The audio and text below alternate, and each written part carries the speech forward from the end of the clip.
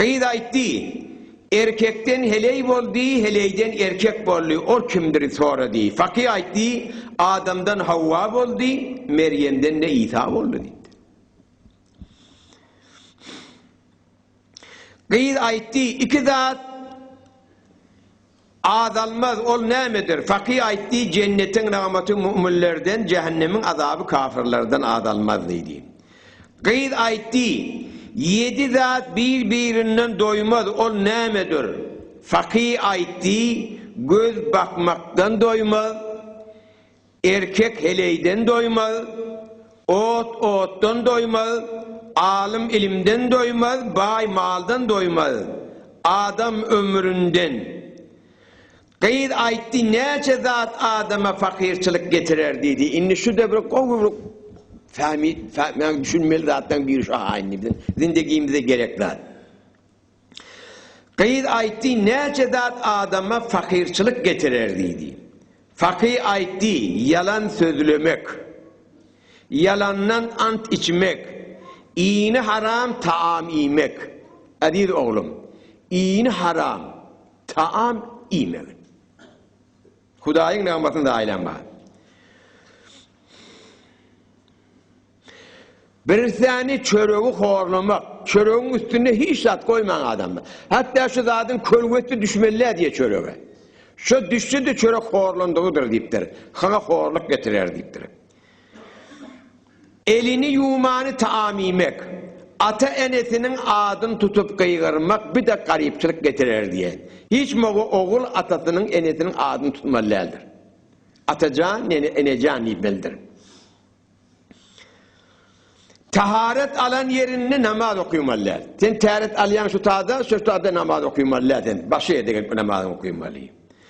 Ama yine bir de balak belen şalvarını giyende dik durup giymeli.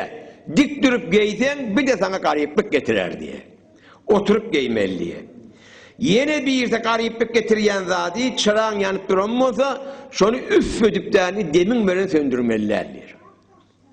O ne hemşetmeli, etek basmalı, o da tünden vurup söndürmeli. Ama üflep söndürmeliler.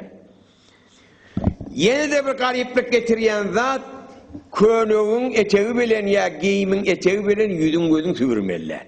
Bir de garip getiriyen zatın bir işidir deyiptir. Birisi de ilmini horlamak, adama fakirçilik getiriyen zattır deyip, şu zattırdır deyiptir.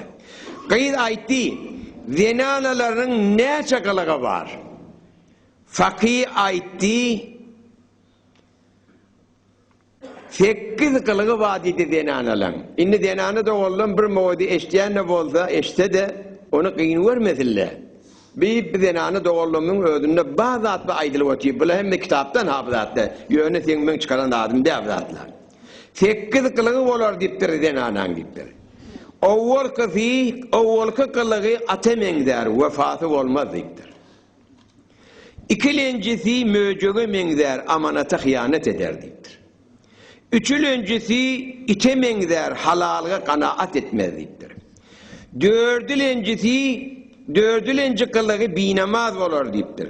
Beşinci kılığı kuşu menzer, bir şakadan o şaka uçar deyiptir.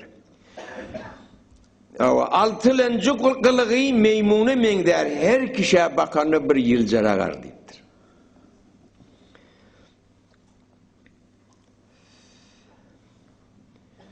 Yedilinci kılığı eşeğe menzer, kefe kulak atmaz deyiptir.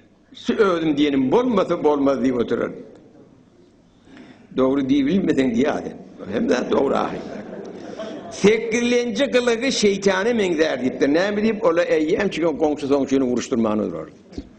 Ay sen oğlun eydiydi, sen kıydın beydiydi. Neme deydi ineleki. Gel vur ha vur, çarktaca kıyamete gidiyor. Huday takkasın, şolardan takkasın.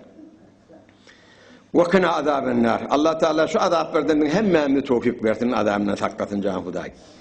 Kıyı sonra değil, behiş neçe nefere müştaktır? Fakih aytti 7 nefere.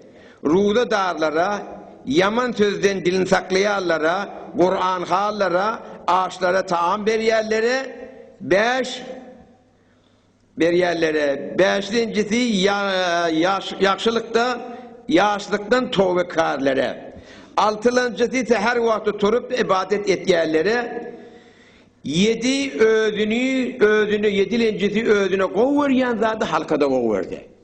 Ödümkü bolsun halkınki yistinliyse o olmadı. Onun 5 kat yer. Onu İslamiyet'im onu. Ona böğürüp diye.